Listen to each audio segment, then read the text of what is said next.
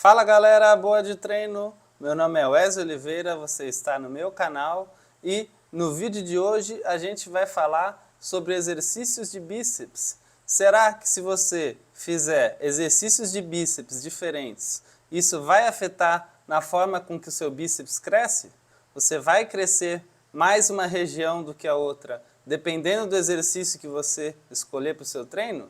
A gente vai discutir esse assunto hoje, mas antes da gente se aprofundar aqui no nosso tema, já deixa o seu like, curte esse vídeo. Também é muito interessante que você compartilhe ele para alcançar mais pessoas, manda aí para os seus amigos, deixa aqui também um comentário, sua dúvida, sugestão, crítica, incentivo, o que você está achando aqui do tema, se você já testou alguns desses exercícios que a gente vai comentar aí ao longo da aula. E também, é claro, se inscreva no canal para ajudar a gente a crescer e atingir cada vez mais pessoas. Bom, já que a gente vai falar de bíceps, de exercícios para esse grupo muscular, é importante a gente olhar alguns detalhes aí essenciais sobre a anatomia, né? Sobre a posição, a formação desse músculo, onde ele fica, o que ele faz.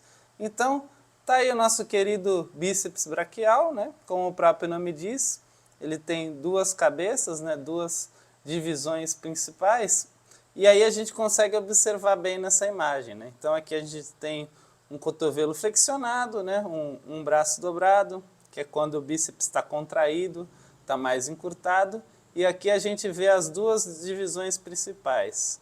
Aqui ó, a gente tem a cabeça longa, onde eu estou com o cursorzinho aqui do mouse, a gente vê que o tendão dela aqui ó, passa nessa região do ombro, e a gente tem a cabeça curta, né? Essa parte aqui que está mais para a parte medial do braço, né? Que a gente chamaria de parte de dentro do braço, e ela começa lá no processo coracoide da escápula, que é na região do peito, né? Então, a gente tem uma parte do bíceps que está bem ali na região do ombro e outra que está mais na região do peito, né, no início ali, né, e ambas terminam, né, se inserem aqui na região do osso do rádio, que é aquele osso do antebraço ali do lado do dedão, né, do polegar. E a gente sabe que todo músculo, quando encurta e alonga, né, ele ajuda a articulação onde ele participa, onde ele está, onde ele começa e onde ele termina, a produzir movimentos.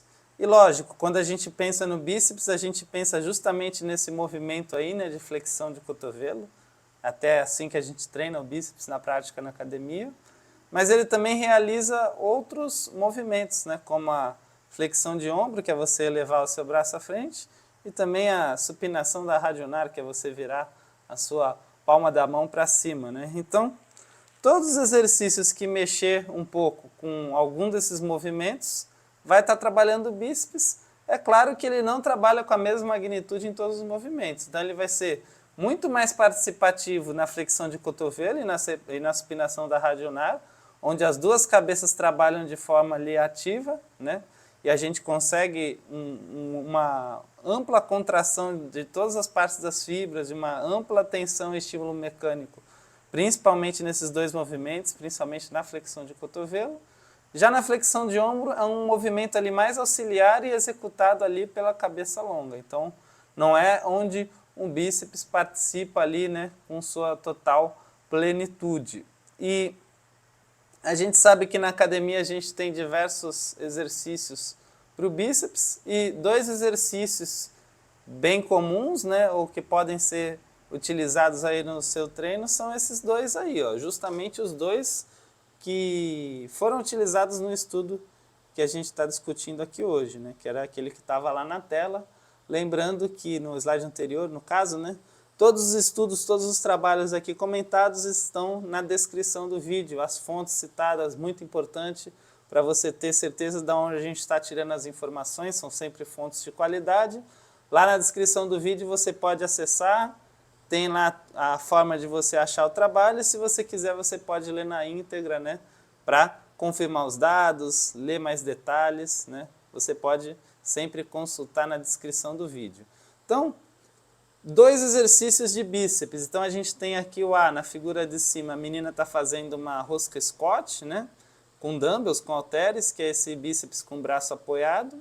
E aqui nossa querida atleta está fazendo uma rosca num banco inclinado, né? Também com halteres aqui. Um banco inclinado a mais ou menos 30 graus. É um banco para fazer supino inclinado, né? Então, na primeira imagem, a gente tem um exercício de bíceps, onde o bíceps começa, né, numa posição de ombro mais flexionado, né, de braço mais elevado, onde eu exponho bem essa parte aqui, ó, mais próxima ao cotovelo, deixo essa região mais alongada. E essa parte mais ao ombro aqui, mais encurtada, né?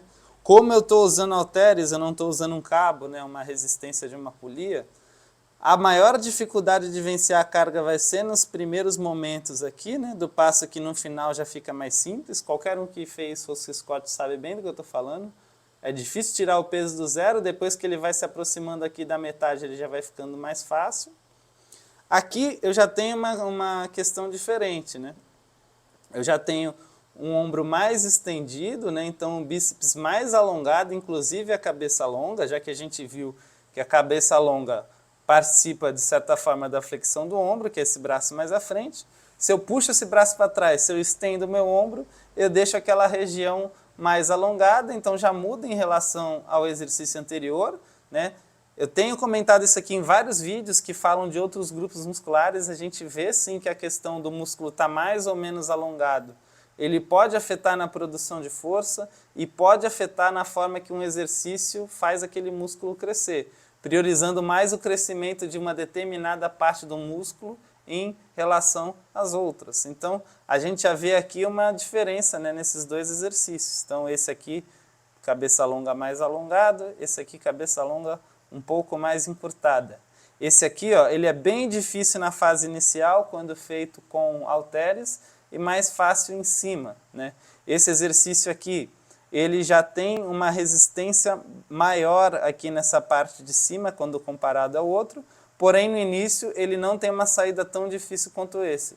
Outra diferença marcante aqui, aqui nossa atleta está com o braço apoiado, ou seja, menor necessidade de estabilização. A gente sabe que a gente precisa usar os grupos musculares, principalmente os opositores, que aqui no caso é o tríceps, né? E também até um pouquinho de dorsal, se a gente pensar aqui que o bíceps também produz esse movimento de flexão de ombro e os dorsais fazem também extensão de ombro. E a gente tem o opositor da flexão de cotovelo, que é o tríceps, que faz extensão de cotovelo.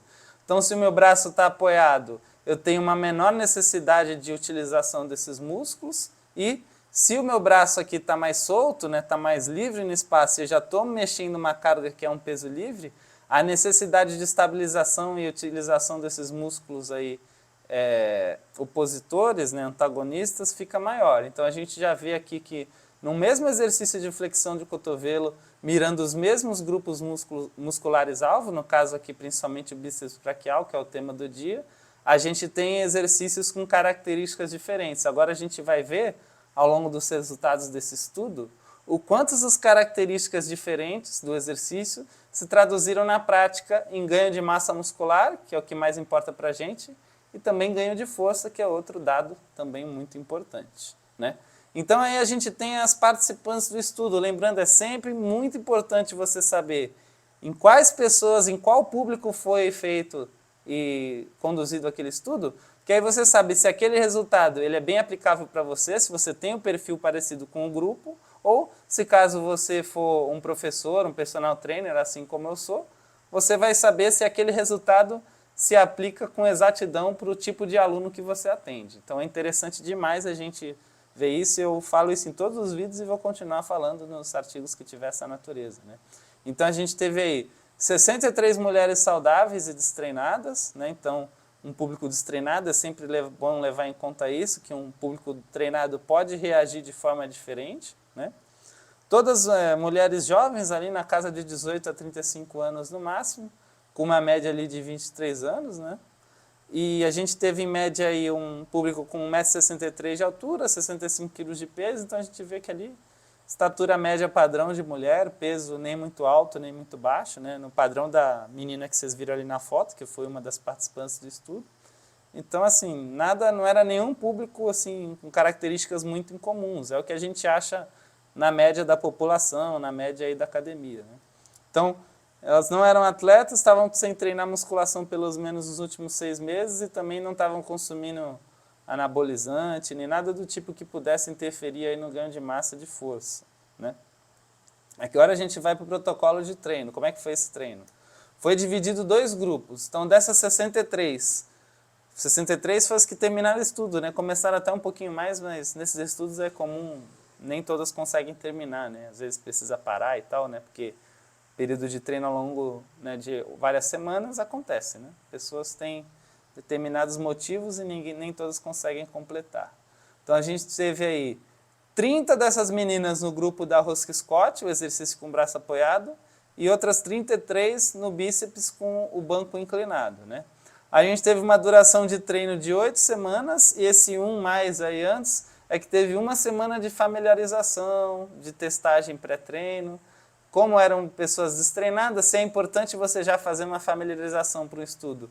Mesmo o seu público sendo treinado, imagine destreinado, né? É essencial para quando começar as 8 semanas ali valendo, o grupo já está alinhado no que é para fazer. Eram 2 treinos por semana com pelo menos 48 horas de descanso, ou seja, 2 dias entre um treino e outro. O volume, né, de treino foi de 3 séries de 8 a 12 RM, né, de 8 a 12 repetições máximas até a falha concêntrica, ou seja, tentou subir o braço e não conseguiu mais, a carga tinha que ser ajustada para essa faixa de 8 a 12. Então, se desse 12 repetições e não atingisse a falha, na próxima série você aumenta a carga. Deu nem 8 repetições, tu não conseguiu cumprir o movimento, diminuir o peso, né? Descanso de 2 minutos entre séries para os exercícios, a cadência, a velocidade do movimento. Na descida, na negativa, alongamento do bíceps, 2 segundos. Na subida, na positiva, encurtamento do bíceps, dobrou o braço, 1 segundo. Todos os exercícios eram feitos ali numa amplitude máxima, né? Tanto o banco inclinado como o rosca Scott. A parte de dieta, pediram ali os pesquisadores para ela manter os hábitos que elas já tinham, não fazer nada de diferente quanto à relação à alimentação, que a gente sabe que influencia principalmente no ganho de massa muscular, né? Consumo de proteína, carboidrato, gordura e água, tudo isso pode influenciar, principalmente proteínas. E medições, quais foram as avaliações feitas para comparar o momento pré-treino e pós-treino depois de 8 semanas. Principal, mediu a hipertrofia do bíceps, a espessura muscular. Cresceu ou não? Tem que medir pré e pós para saber. Foram 3 pontos medidos, né? 50%, 60% e 70% da distância dos pontos de referência, pontos ósseos. Um lá na região da escápula, outro na região do cotovelo, onde começa, onde termina o bíceps. Então, a 50%, a 60% e a 70% dessa distância, sendo 50% mais próximo ao ombro, 60% ponto médio, 70% mais próximo ao cotovelo. Também foi feito um teste de força máxima para 3 repetições máximas nos 2 exercícios, né? Então, mesmo o grupo que treinou o rosca Scott fez o teste no banco inclinado e também o grupo que treinou o banco inclinado fez o teste na rosca Scott. E também foi feita aquela questão, aquele cálculo do volume de treino, volume de carga, né? Volume load, como se chama nos estudos, que é uma continha. Séries multiplicado pelas repetições, multiplicado pelo peso que você levantou para todos os treinos nos exercícios realizados. Então dá uma noção da tonelagem geral de treino, da carga geral que você levantou, da quantidade de trabalho geral que você fez ao longo do período de treino. Para ver, né, qual treino teve um trabalho, uma demanda maior, né, um esforço objetivo, medido, né, maior. Né? Então aqui a gente vai ver de novo os exercícios, como eu já citei anteriormente. Rosca Scott é o de cima, com o braço apoiado, letrinha A. Bíceps banco inclinado, letrinha B com o braço solto, ambos com halteres, né? E aqui a gente tem os pontos de medição do bíceps, como eu falei para vocês, ó. 50% mais proximal, mais próximo do ombro, ponto médio que é o 60%, o 70% mais próximo ao cotovelo. Aqui são as imagens de ultrassom, né? A imagem padrão de cada medida. A ultrassom é o jeito, uma das formas, né, no caso, que você pode usar para medir se um músculo cresceu ou não, e foi a forma que eles utilizaram nesse estudo. A maioria dos estudos que eu mostro aqui para vocês de hipertrofia utilizam sim o ultrassom para fazer esse tipo de medição, né? Então vamos então para os resultados. Aqui estão os primeiros resultados. nesse monte de gráfico aí, a gente tem os resultados principais, né? A gente tem os resultados do ganho de massa muscular no bíceps nos 3 pontos. Então, a gente tem aqui, ó, A, proximal, próximo ao ombro. B, aquele 60% ponto médio. C, o distal, próximo ao cotovelo. Aqui, nesse gráfico de cima, o que não está destacado, a gente tem os ganhos de indivíduo a indivíduo, né? Todas as meninas que participaram de ambos os grupos. Para facilitar a nossa vida, vamos ver os resultados médios. Então, vamos focar nesses gráficos de baixo aqui, que estão com esse retângulo vermelho que eu já destaquei para vocês, né?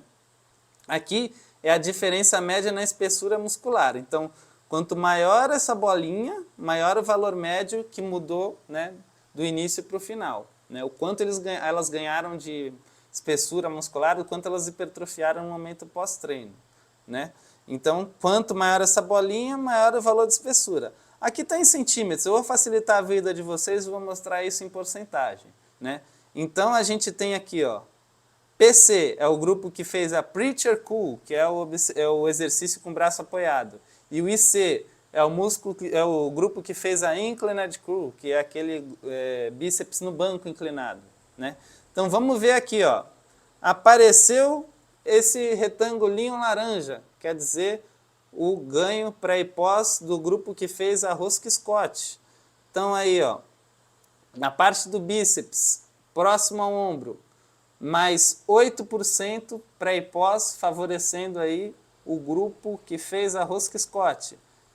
Retângulo verde, grupo que fez ali a rosca inclinada. Então, 11% de ganho nessa parte aí do proximal, próximo ao ombro. Tá vendo que tem uns símbolos aqui, ó? Tem um asterisco e tem essa cruzinha. O que significa cada um deles? O asterisco, o seu resultado, essa diferença foi relevante, foi realmente você melhorou comparando o seu pré e pós. Então aqui, ó, os dois foram positivos. Então os dois exercícios foram positivos, realmente hipertrofia, essa parte do bíceps mais próxima ao cotovelo. E a cruzinha, o que quer dizer? Comparou os dois grupos. Quando tem a cruzinha, o grupo que a tem foi melhor do que o outro grupo. Então, para a parte próxima do cotovelo, 8 semanas de treino, nessas condições que a gente viu aí anteriormente, para mulheres saudáveis e destreinadas, posso afirmar com base nos resultados desse estudo que você fazer o bíceps ali no banco inclinado, o ombrinho mais estendido, foi melhor do que a rosca Scott. Vamos ver para os outros agora. Ponto médio do bíceps. Rosca Scott, 9%, 9,3%. Bíceps inclinado, 8,6%. Ambos foram efetivos. Diferença entre os dois? No número sim, mas na estatística não. Então, posso afirmar que os dois foram igualmente eficientes para esse público. Vamos agora pensar no bíceps ali próximo ao cotovelo. Então, eu tenho rosca Scott, 10,3%, rosca no banco inclinado, 6,4%. Os exercícios foram mais eficientes para e pós? Sim, ambos foram. Qual foi aí o mais eficiente?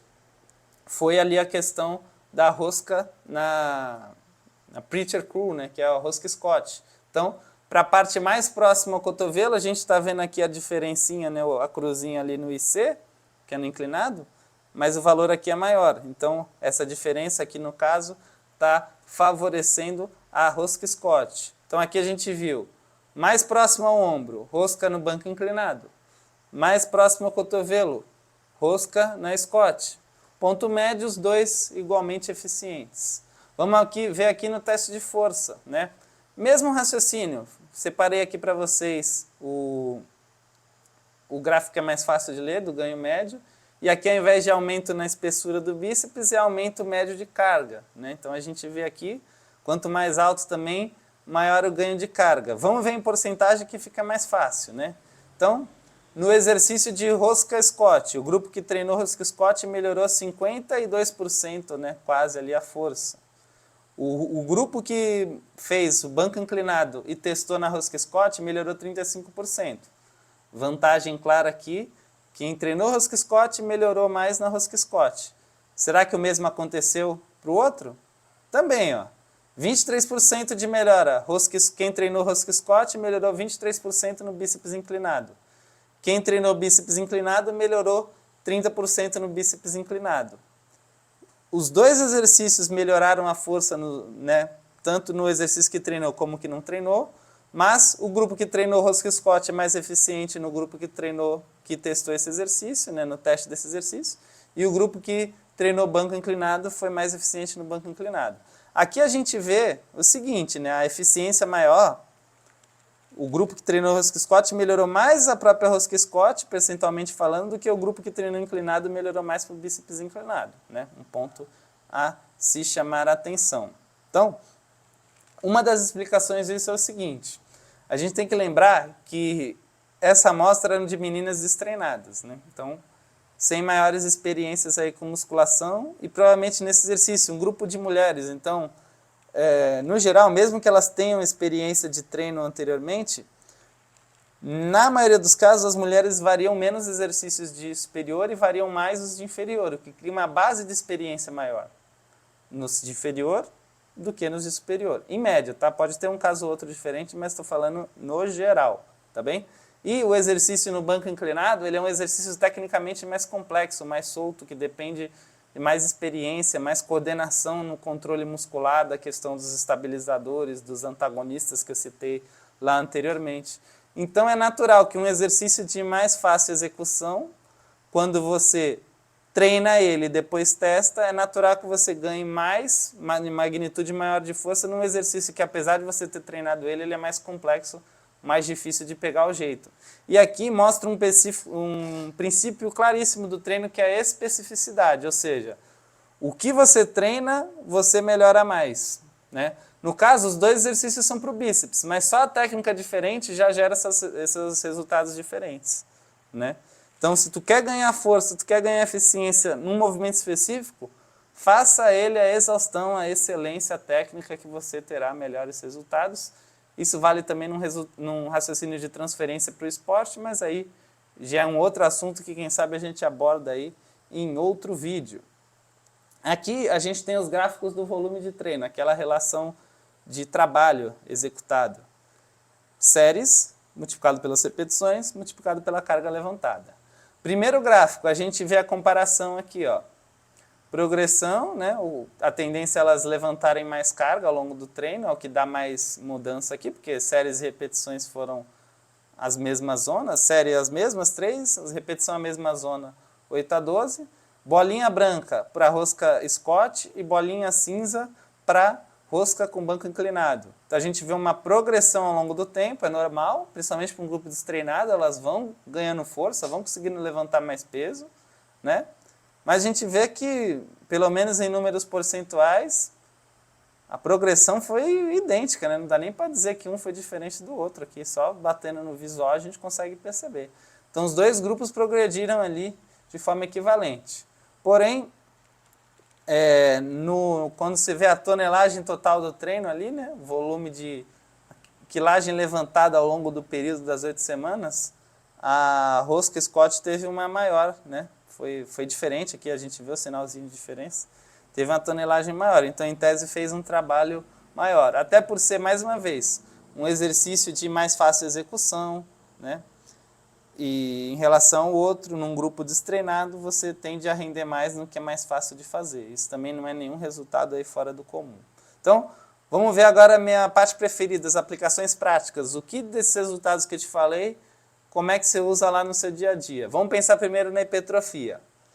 Vale lembrar, os dois exercícios foram eficientes para a hipertrofia do bíceps como um todo. Então, rosca Scott, inclinada, cresce o bíceps, pode fazer, cresce o bíceps, todas as partes dele. Mas aí tem aquela sabedoria, Se a gente viu que a rosca Scott foi melhor para a região mais próxima ao cotovelo, e a rosca de banco inclinado, com o ombro mais estendido, foi melhor para a região próxima ao ombro, se você tiver essa necessidade de treino, você pode usar com essa intenção.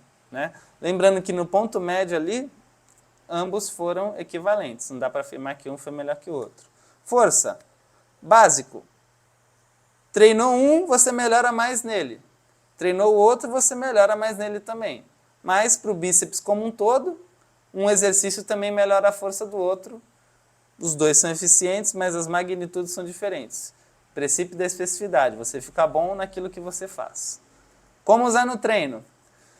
Bom, minha opinião, se tu está começando, tu não precisa se preocupar muito com a variação que você vai fazer. Faz aquela que você tiver mais desempenho, que você não sente dor no cotovelo, que você não sente dor no ombro, que tem disponível com a aparelhagem que você tem. Pode ficar nessa, não precisa se preocupar tanto se é na rosca Scott, se é na inclinada, se é na máquina que tem luzinha, não importa muito. Vai ganhando experiência, vai variando os exercícios, vai pegando experiência em outras coisas, vai dominando. Quanto mais repertório você tiver de exercícios úteis e eficientes, melhor. Beleza, já estou com shape legal. Caramba, estou olhando para o meu bíceps, estou percebendo que uma parte está menor que a outra, que eu preciso desenvolver mais um lado. Aí você seleciona o exercício de acordo com a tua necessidade. Ah, tive uma lesão perto do cotovelo, deu uma murchada ali. Pô, faz a rosca Scott, pode ser melhor para você, né? Ah, machuquei o ombro e tal, lesão na cabeça longa do bíceps, muito comum, né? Principalmente naquele combo de lesão do manguito, quem tem aí é bem comum também. Putz, o bíceps aqui perto do ombro tá meio minguado, pô, trabalha mais aí rosca banco inclinado ou outras variações também, né, que servem para essa região. Então você vai jogando, né, na medida que da sua necessidade, na medida da sua experiência de treino também, né. Não adianta você querer já começar com tudo também num exercício que você não tem experiência. Às vezes você é muito bom em outro exercício, mas naquele nem tanto. Diminui um pouco a carga, vai treinando a técnica, vai ganhando técnica, aí você vai aumentando a carga e direciona o esforço para onde você quer. Beleza? Isso vale a pena se você já tem um shape legal ou se você vem de lesão e precisa dar uma equilibrada no seu físico para o seu bíceps, a estética do seu braço fica melhor. Então, assim que você seleciona o exercício que você vai fazer no seu treino. Beleza? Então comenta aí se você já treinou um desses exercícios, se você faz, se você notou diferença, se você já percebeu isso que a gente está falando aqui na prática. Muitas pessoas já sabem disso desde a invenção da musculação. É claro que os exercícios não, né? Os estudos reforçam e mostram ali com medições objetivas como isso acontece, mas muita gente já sabe, ó, há 1000 anos o que eu estou falando aqui. É uma observação empírica que você vê ali no desenvolvimento do treino para quem já tem experiência. Então, comenta aí. Não esquece também de deixar sua curtida, deixa o seu like. E se tu não está inscrito, pô, dá uma força aí, se inscreve no canal, que vai ajudar a gente pra caramba. Beleza? Então é isso. Quinta que vem às 20 horas tem mais vídeo. A gente se vê lá. Bons treinos, bons estudos e até o próximo vídeo.